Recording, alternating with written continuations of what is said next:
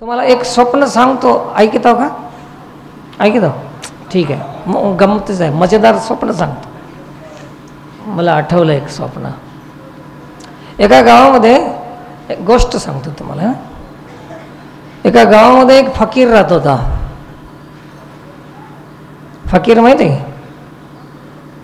अल्लाह की दुआ है नबी अल्लाह, मौला की दुआ है नबी अल्लाह, असं अंगणात येते ना, भिक्षा मागण्यासाठी येते. असा एक फकीर होता, मस्त फकीर. त्यानं काय केलं की गावामध्ये एक दिवस पीठ मागायला गेला. गावभर पीठ मागितलं. त्या दिवशी काय त्याचं अदृष्ट की ते झोळी फुल भरली पिठानं. रोज तेवढं पीठ मिळत नव्हतं, त्या दिवशी पीठ मिळालं, भरपूर पीठ.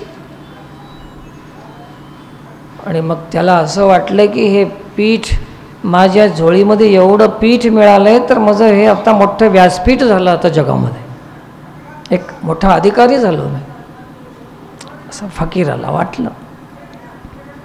मग ते गावाच्या बाहेर एक झोपडी राहत होती. झोपडीमध्ये फकीर राहत होता. तुटकी बाज होती,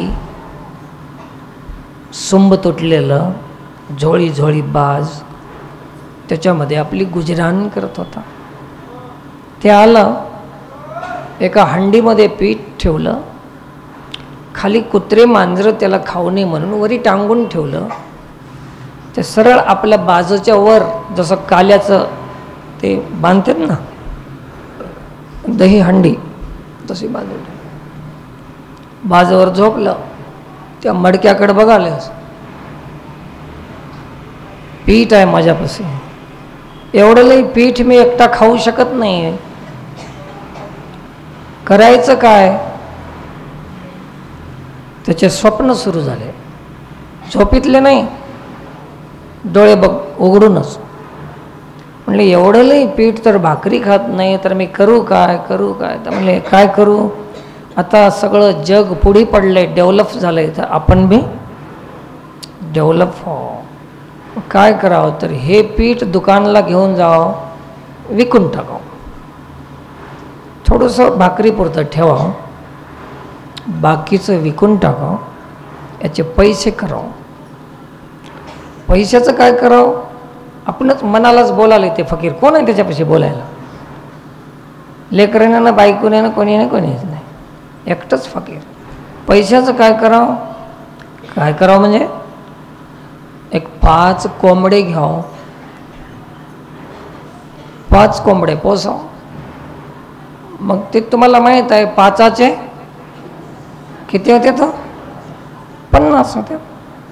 मग 50 कोंबड्या झाल्यावर पुन्हा बाजारामध्ये कोंबड्या विकावं. पुन्हा जसं पीठ विकलं तसं कोंबड्या विकायचं. हे तुमचे स्वप्न सांगाल होते फकीराचे नाव. कोंबड्या विकल्यावर खूप पैसे येतात. मग काय करावं?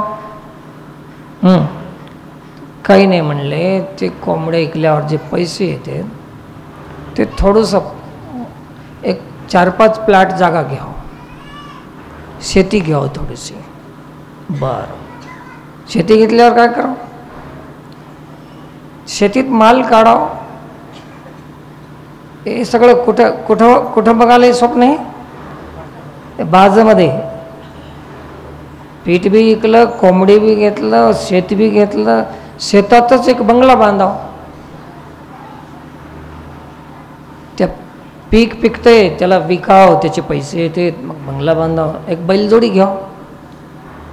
हां ठीक आहे. मग काय करावं?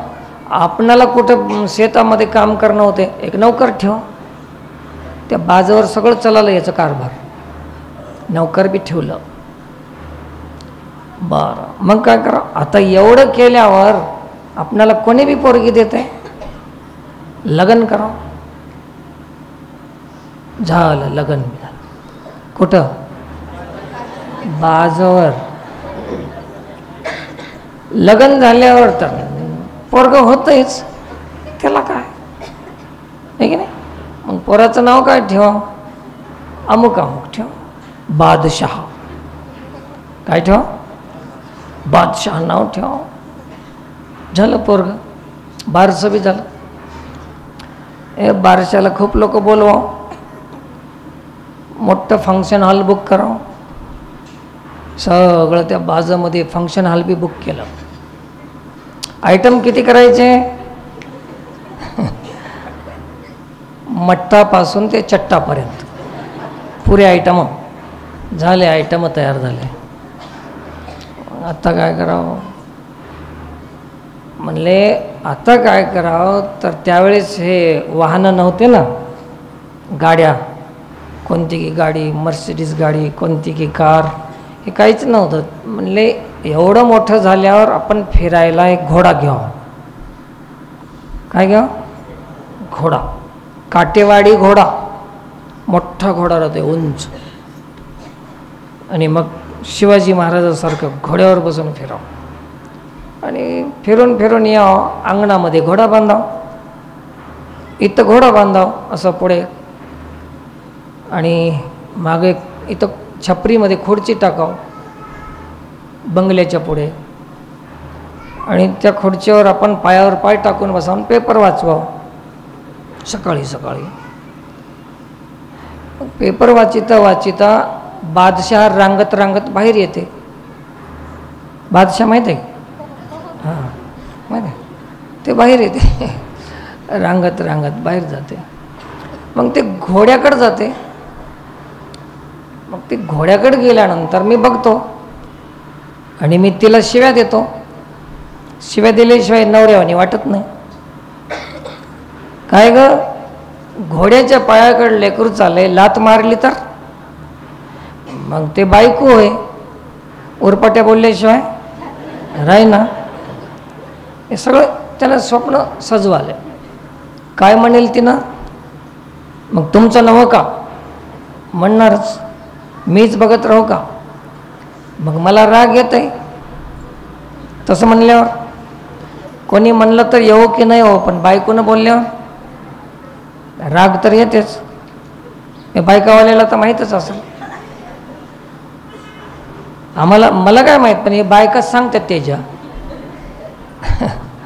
असं राहते महाराज, तसं करतात. ठीक आहे, कुठं गेलं ते बाजावर बसून? स्वप्न किती सजिलं.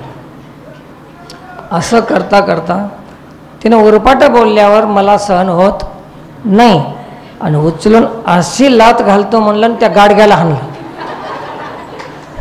बाजावरूनच कुठं हाणलं?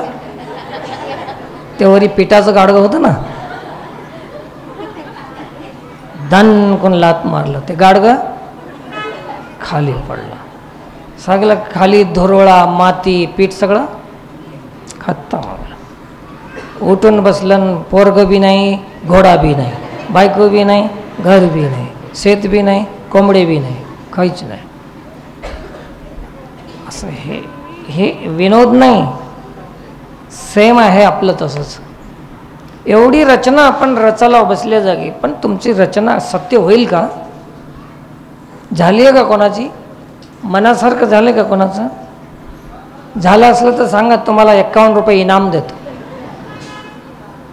झाले? नाही, कधी झालं नाही, होत नाही, होणार.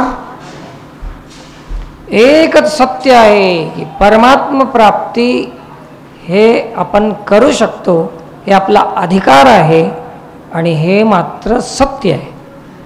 मनुष्य जन्माला येऊन एकच सत्य आहे, सत्य हरि भजन जगत सब सपना.